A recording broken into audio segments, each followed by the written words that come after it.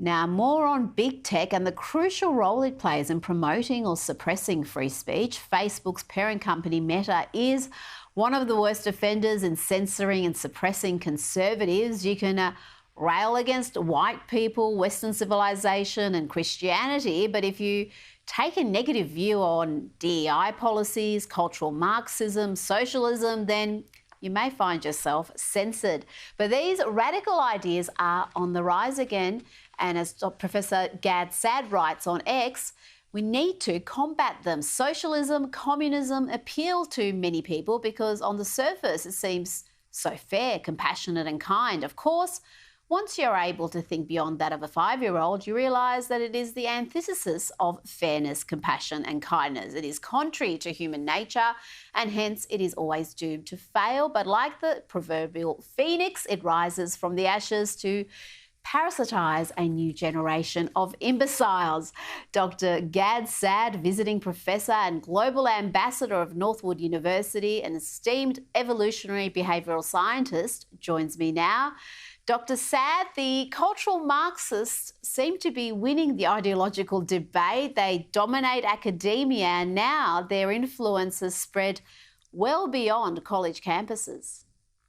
Well, this is one of the things that frustrates me so much, because when I began warning people nearly 3 decades ago that these dreadful ideas were festering on university campuses, people would say to me, exactly to your point, Rita, oh, but don't worry, this is just in some esoteric department in the humanities. But then, of course, I warned them that it starts off in an esoteric department in the humanities, but eventually it becomes our Prime Minister of Canada, it becomes our journalists, it becomes our popular culture. And so the virus has escaped and now it has infected us all. It has escaped. It is prevalent, certainly in media, in the culture. You look at what Hollywood's producing, what the celebrity class promote. Is there a cure for it? How can we combat something that seems to have spread far and wide? Though I would argue the overwhelming majority of people are still not infected. They still can see the difference between the woke insanity and just common sense, rational views. Well, in the parasitic mind, I do offer an inoculation against a sort of mind vaccine against all of these parasitic ideas. But let me give you one recent instantiation of this type of parasitic thinking. So, for example, now we see Kamala Harris that has been coronated as, Empress of the world. And the reason why she is resonating so well, because she has hijacked people's emotional systems, right? It's about positive vibes. It's about joy. It's about excitement. It's about fun. And so that's a form of parasitic thinking when you allow your emotional system to take over your cognitive system. Emotions are wonderful. If I'm going down a dark alley and I experience fear because I see 3 young men loitering, it is perfectly evolutionarily relevant for me to feel fear. But if I'm choosing the leader of the free world, I probably should not be basing it on positive vibes and fun. And so at times I feel very pessimistic about the plight of our society. But then if I weren't somewhat optimistic, I wouldn't be able to get out of bed. Well, you mentioned your best-selling book, The Parasitic Mind, how infectious ideas are killing common sense. Elon Musk said his son was killed by the woke mind virus. His son now identifies as a girl and has transitioned. Explain how wokeness is a virus, and if you've got someone within the family, if you've got wokeness in the workplace, how can you deal with that? How can you help people return to common sense?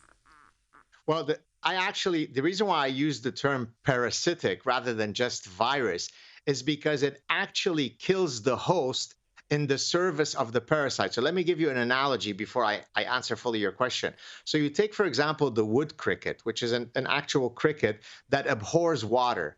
But when it is parasitized by a particular hairworm, the hairworm needs it to jump into water in order for it to complete its reproductive cycle. So when the wood cricket is parasitized by that brain worm, it merrily jumps to its death in the service of the parasite. So this is why it's very important to use the metaphor of parasitic thinking more than the metaphor of virology. How do you resolve that? Well, you resolve it hopefully by people like me constantly beating the drum, standing on top of the mountain, and offering hopefully better ideas. It's a very, very tough battle, but I stand optimistic that we will win eventually the battle of ideas. Now, the word woke is used often. Many on the left say nobody knows what it means. It's just something that is misused and overused. Do you have a definition for woke? So originally it started, if I'm going to be charitable, the original term started as, being awakened to, progressive social justice, the bad plight of people.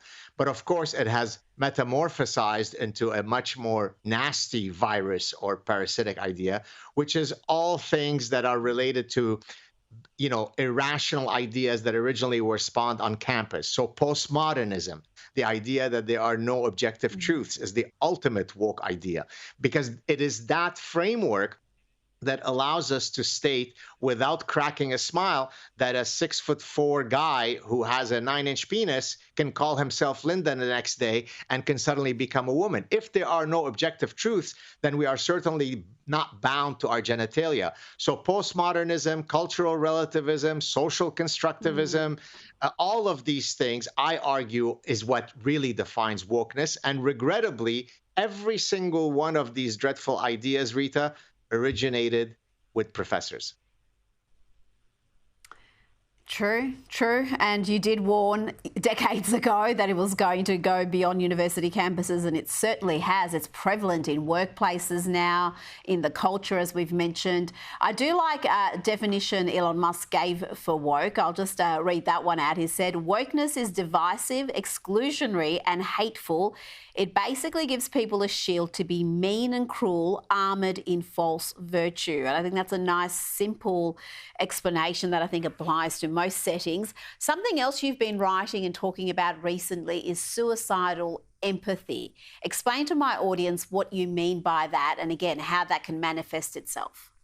Right. Yeah. Thank you. That's a great question. That's actually the topic of my next book that I'm currently working on. So look, empathy is a noble virtue. Our emotional system has evolved to solve important evolutionary problems.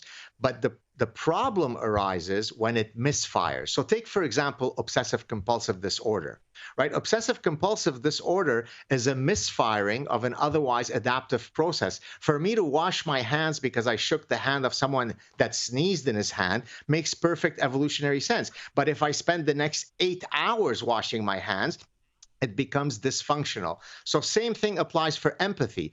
Within a certain functional zone, to be empathetic makes sense. When it misfires, when it becomes hyperactive, when it targets the wrong individuals, right? When you start caring more about illegal migrants than you do about your own veterans who served in protecting your country, when you care more about homeless people who are doing drugs in the park rather than the children who play in those parks, that's what I call suicidal empathy. When you are so kind-hearted and progressive that you allow millions of people into your country that don't share any of the foundational values that define your host society, that becomes suicidal empathy. So when you take parasitic thinking, the topic of my earlier book, and you couple it with suicidal empathy, you have the perfect cocktail for the end of the West.